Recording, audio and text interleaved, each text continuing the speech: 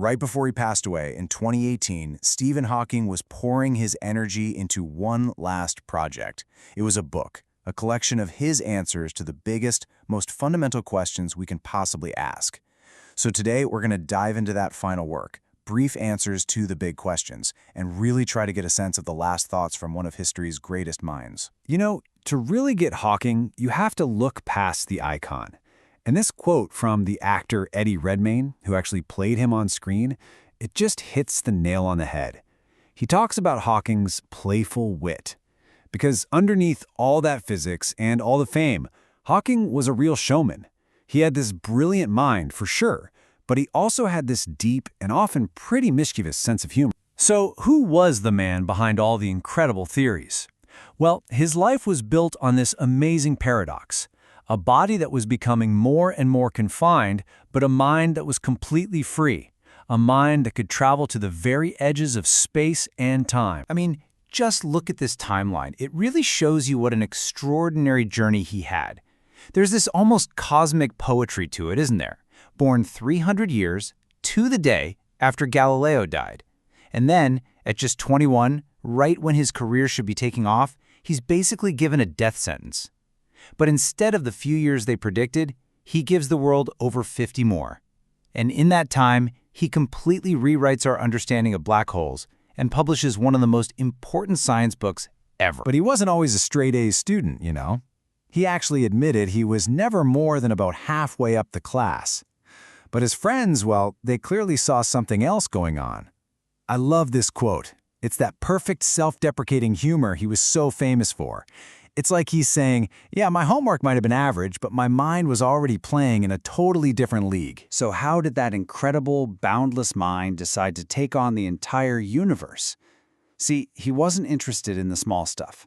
Hawking was always drawn to the biggest questions imaginable. Where did we come from? Where's it all going? The big ones. And this, right here, this really shows you how a true scientist thinks. Early in his career, Hawking, like a lot of physicists, he kind of liked the idea of a universe that had just always been here, no beginning, no end, the steady-state theory. But then, the evidence came in.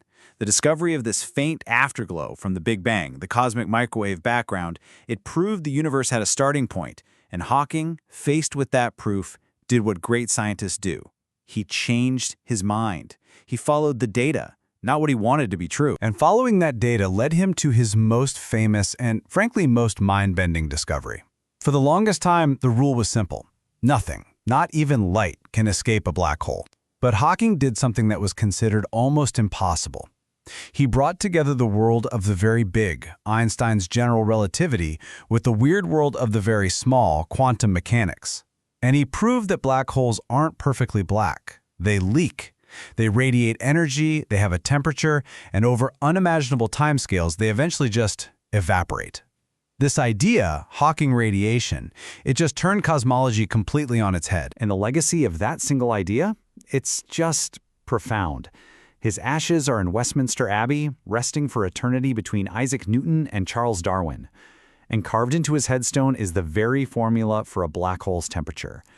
It's a permanent monument to one of the most brilliant breakthroughs in modern physics. But you know, Hawking wasn't only looking up at the stars.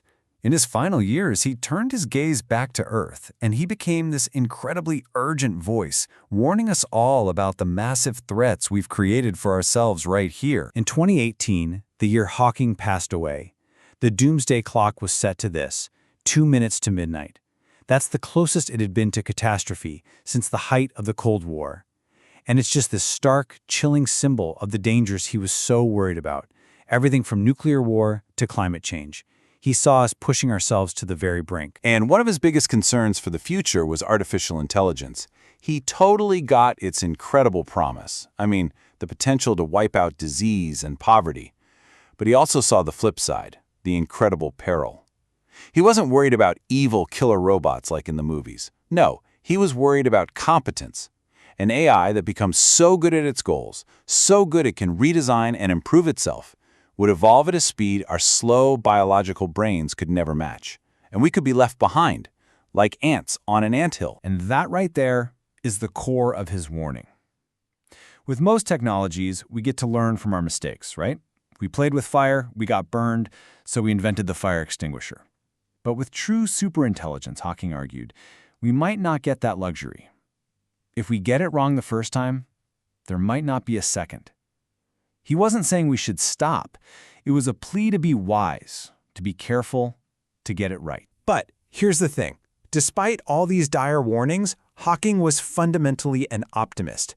He had this incredible faith in human ingenuity, and he believed that our ultimate survival plan wasn't just about fixing our problems here on Earth, it was about leaving it. His logic was actually pretty simple. Keeping all of humanity on one planet is like putting all of your eggs in one basket. It makes us incredibly vulnerable to a single catastrophe. So, he argued, we have to become a multi-planetary species. And he laid out this clear, logical path. First, you build a permanent base on the moon. That's our training ground. Then, use that knowledge to make the big leap to Mars. These are the critical first steps before we can even begin to dream about reaching for other stars. Okay, but traveling to another star system? That sounds like pure science fiction, doesn't it? Something for 100 years from now. But for Hawking, this wasn't just some far-off dream. He was actually involved in laying the practical groundwork to make it a reality. And this is it. It's called Breakthrough Starshot, and it's a very real project that Hawking helped launch. The whole concept is just audacious.